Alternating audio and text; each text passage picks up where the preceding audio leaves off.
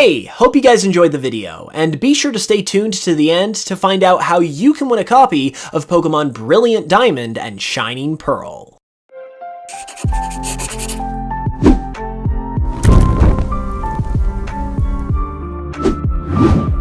Hoenn was the setting for the third generation of Pokemon games, and was many people's first introduction to the franchise. Ruby and Sapphire took a clean break from the previous entries in the series, and was a fresh start in a lot of ways, and due to that, it has a ton to offer in the way of interesting facts and trivia that make Hoenn all the more fascinating, which is why today we're going to be going over 10 facts about the third generation of Pokemon that you may not know about. So let's get right into it. So the Hoenn region has many defining elements to it, like a tropical environment and, of course, trumpets, but another thing that defined what Gen 3 was that it took place during a time when Pokemon was dipping a bit in popularity, due to the kids who had grown up with the original games now being too old for Pokemon. You almost certainly felt this if you were around at the time, and Game Freak were all too aware that this was going on too. They were so aware, in fact, that this was sort of the theme in which Ruby and Sapphire were being developed. In an interview with Wired.co, the director of Pokemon Ruby and Sapphire, Junichi Masuda, stated that they made Ruby and Sapphire in such a way that it could combat the oncoming lack of interest in the series. Masuda stated in the interview that, quote, "At the time of Ruby and Sapphire, we knew that Gold and Silver had done very well, but there was talk about Pokemon being on a downwards trend or maybe was finished. That's the context in which Ruby and Sapphire were being developed. My strongest desire at the time was that I didn't want it to end. I wanted to bring some elements of play that had never been seen before and make great games with the other staff."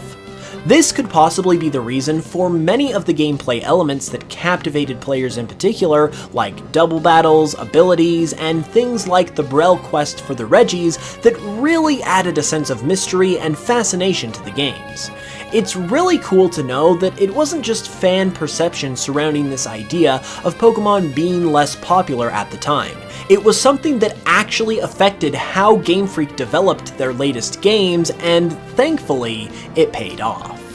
Thanks to another interview, we've also been able to learn when Ruby and Sapphire were in active development, long before they were officially revealed. In an interview with Nintendo Power in July of 2000, while discussing the newly released Gold and Silver, which hadn't even released outside of Japan yet at the time, Pokemon Company CEO Tsunekazu Ishihara mentioned that Game Freak were already working on the next games after Gold and Silver, about 2.5 years before Ruby and Sapphire released in November of 2002. This doesn't sound like a huge detail, but I personally find it very interesting, especially considering that Gold and Silver were once thought to be the final Pokemon games, that talk about continuing the series past just 2 entries naturally would have had to occur before this time frame, and it's just really cool to kind of piece the Pokemon developmental timeline together like this. Ishihara also mentioned in this interview that one of his goals with the then unannounced game that became Ruby and Sapphire was to make the different language versions of the game compatible with each other via trade and battle, which ultimately did come to fruition for the first time in the Hoenn games. Getting into the actual games now, did you know that in Ruby and Sapphire, you don't actually need to catch every single Pokemon in order for the game to recognize you've caught every Pokemon and give you that coveted diploma? It's true. In Ruby and Sapphire specifically,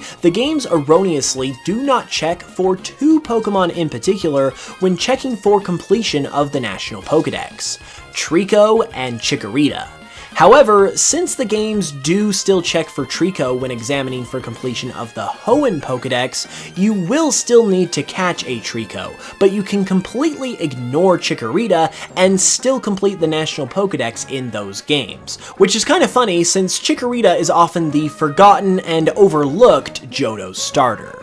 Another oversight involves the Cave of Origin. In the original Hoenn games, there is no music that plays on the bottom floor of this cave where you find either Groudon or Kyogre. With this being the case, if one of your Pokemon evolves while on this floor, or if an egg hatches, the music that plays during these sequences will continue to play even after the evolution or egg hatching is over, and will not stop until the player leaves this floor of the cave.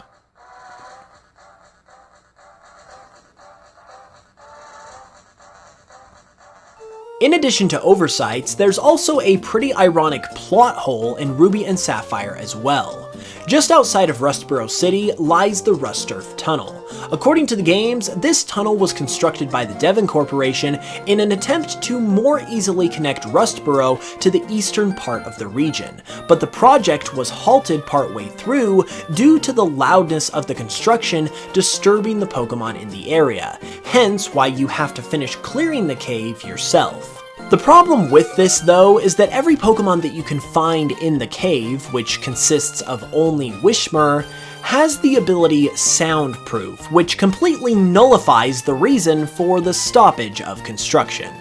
One location in Hoenn that you may not recognize when you first hear the name of it is the Scorched Slab. This very minor location can be found on Route 120 in the middle of a small pond, and in the original Hoenn games, it only consists of one room, with the only thing in that room being the TM for Sunny Day. It seems way out of place, not to mention unusual, for a dedicated location with its own unique name to be so small and insignificant, but the Scorched Slab actually has a very specific inspiration for being the way it is. The Scorched Slab is based directly on the Amano Iwato, which is a cave in Japanese mythology that the Japanese sun goddess, Amaterasu, locked herself inside after the reckless behavior of her brother, Susanoo, which explains the presence of the Sunny Day TM in this location with nothing else inside.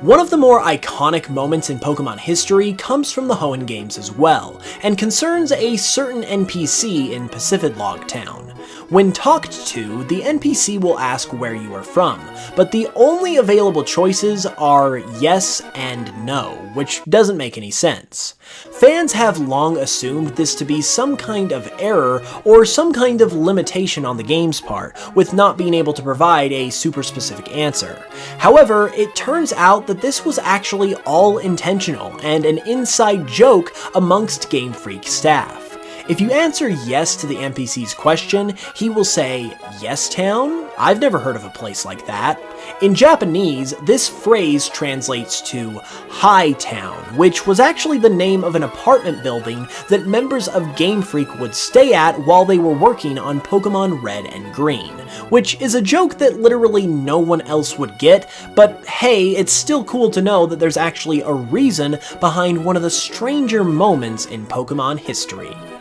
There is always way more to any given Pokemon generation than we get to see on the surface, and that was recently proven true with Pokemon Ruby and Sapphire. In a leak of the game's source code that happened just last year, tons of details were found out about the game that were scrapped from the final product and were never known until now. I've already talked about some of these in other videos, such as some scrapped Pokemon, but other mechanics cut from the Hoenn games that were revealed in this leak include a feature that would have allowed you to create a custom trainer that you could battle against in the Battle Frontier, a feature for Pokemon contests where judges would have given more points if their favorite Pokemon and or moves were used, a total of 68 Pokemon that were entirely cut from the Hoenn games, unfortunately lacking sprites, but some of them do have Pokedex entries, which I covered in a video that you can check out with the card on screen, and finally, another feature I've previously touched on that would have allowed you to combine moves together during double battles to create new ones, with data being present that reveals Ember and Gust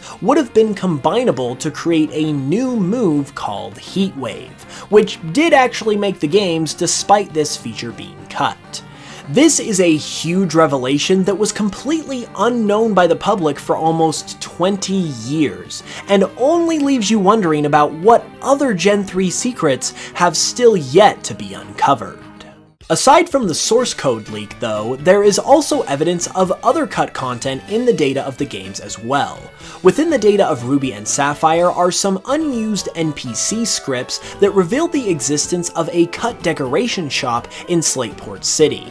In the final games, there is a shop in Slateport that allows you to buy some basic decorations for your secret base, but the unused shop would have allowed you to buy a mud ball, a slide, a fence length, a fence width, a tire, a breakable door, a solid board, a stand, a TV, a round TV, and a cute TV. In the final games, these items can only be bought at the Lily Cove department store, meaning that Game Freak probably decided that they didn't want to give access to this many secret base decorations this early into the game, and accordingly moved this shop to Lily Cove. Earlier, we talked about some oversights in the Gen 3 games, so why don't we go ahead and mention another. In Ruby and Sapphire specifically, there are 3 NPC trainers who will essentially walk through walls if they spot you from the right direction. Aroma Lady Rose on Route 118, Gentleman Walter on Route 121, and Tuber Charlie at the abandoned ship are all standing near some kind of wall or barrier, but if they see you, they will approach you for a battle just like normal, and will walk through the wall or barrier in front of them in order to do so. However, this did end up getting fixed in Pokemon Emerald. And those were some cool facts that you might not have known about Hoenn. If you enjoyed, be sure to leave a like and subscribe for more, and you can also support the channel further by listening to my Pokemon remixes on Spotify, as well as other music platforms. I actually have a new album of never-before-released remixes coming out this Friday, July 2nd, and I'm going to be running a promotion where for every 5,000 new listeners I can get on Spotify between now and the release of Brilliant Diamond and Shining Pearl, I will be giving away a copy of those games, so be sure to check it out to help out the channel and possibly win a free copy of Diamond and Pearl at the same time. It's a win for everybody. With that said, I will see you all soon with another video, and until then, as always, thanks for watching, I love you all, and I will smell you guys later.